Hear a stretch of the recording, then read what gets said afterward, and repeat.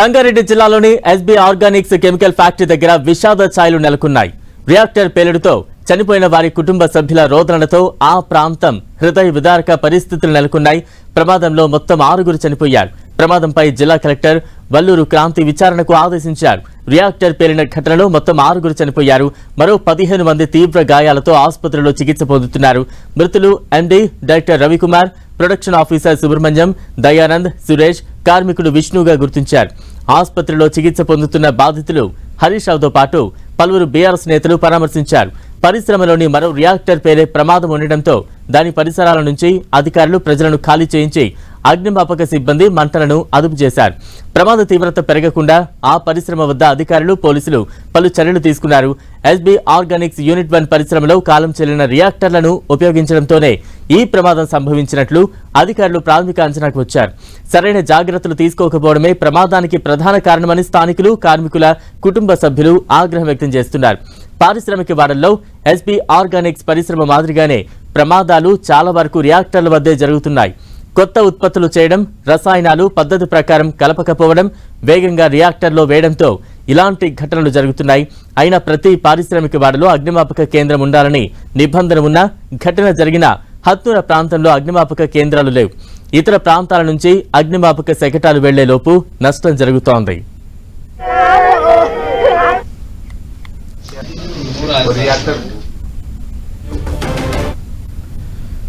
Reactor పేలుడు తర్వాతి పరిస్థితులపై మరిన్ని వివరాలు ఘటనా స్థలం నుంచి మా ప్రతినిధి పివి రావు అందిస్తారు. ఎస్బీ ఆర్గానిక్స్ పరిశ్రమలో నిన్న జరిగినటువంటి రియాక్టర్ పేలిన ఘటనలో ఇప్పటివరకు 6 చనిపోయినట్టుగా నిర్ధారణ అవుతోంది. మనం చూస్తున్నాం. నిన్న రియాక్టర్ పేలిన తర్వాత రాష్ట్ర ముఖ్యమంత్రి రేవంత్ రెడ్డి కూడా వెంటనే స్పందించారు. మంత్రులను అలర్ట్ చేశారు.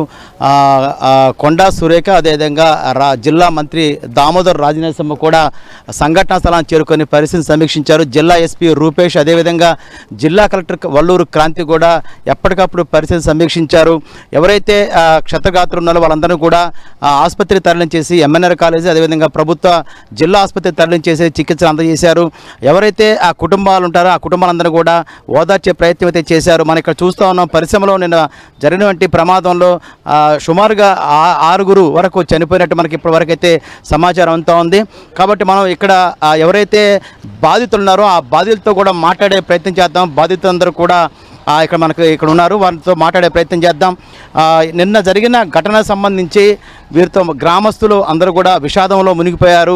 గ్రామ పెద్దలు వాళ్ళందరూ కూడా ఇక్కడ ఉన్నారు. వారికి ఏమీ చాలా అన్యాయం జరిగిందని కూడా మనం చెప్పుకోవచ్చు. ఎందుకంటే ఇక్కడ నిన్న నుంచి ఇక్కడ జరుగుతున్నటువంటి పరిస్థితి మనం చూస్తే హృదయ విదారకంగా ఉంది. ఆ రియాక్టర్ పేలిన తర్వాత వాళ్ళ యొక్క డెడ్ బాడీని కూడా గుర్తుపట్టని విధంగా తయారైనటువంటి పరిస్థితి ఉంది. మనతో పాటు ఇక్కడ గ్రామస్తులు కొంతమంది ఉన్నారు. వారితో మాట్లాడే ప్రయత్నం చేద్దాం. చెప్పండి, నిన్న జరిగిన ఘటనకు సంబంధించి మీకు వరకు ఎంతమంది డెడ్ బాడీస్ వచ్చాయి? మీ గ్రామం ఎంతమంది ఉన్నారు? నిన్న జరిగిన ఈ చందాపూర్ గ్రామంలో ఎస్బీ ఆర్గానిక్స్లో జరిగిన ఘటన తీవ్ర దిగ్భ్రాంతకరం. దీనిలో సుమారు 6 మంది చనిపోయారని మనకు తెలుస్తుంది. ఈ చందాపూర్ గ్రామంలో నుండి చాకలి విష్ణు అనే అతను చనిపోయాడు. అతనికి మొన్ననే ఒక నెల రోజుల క్రితం 2 పాపలు జన్మించారు. కావున ఆయనకు ప్రభుత్వం నుంచి లేదా కంపెనీ నుంచి 1 కోటి వరకు నష్టపరిహారం చెల్లించాలని మేము కోరుకుంటున్నాం పరిశ్రమ యాజమాన్యాన్ని. మిగతా ఇంకా 2 Suresh Pal, company MD manager Ravi Sharma కూడా చనిపోయారు. కాబట్టి ప్రతి ఒక్కరికి ప్రభుత్వం తక్షణమే చర్యలు తీసుకొని వాళ్లకు నష్టపరిహారం 1 కోటి రూపాయలు, చనిపోయిన వారికి 1 కోటి రూపాయలు, గాయపడ్డ వారికి 50 లక్షల వరకు చెల్లించాలని మేము కోరుకుంటున్నాం. అదేవిధంగా ఇట్లాంటి కంపెనీలో ఇట్లాంటి చర్యలు జరగకుండా గవర్నమెంట్ సేఫ్టీ ప్రికాషన్స్ అనేది తీసుకోవాలని కూడా మేము కోరుకుంటున్నాం.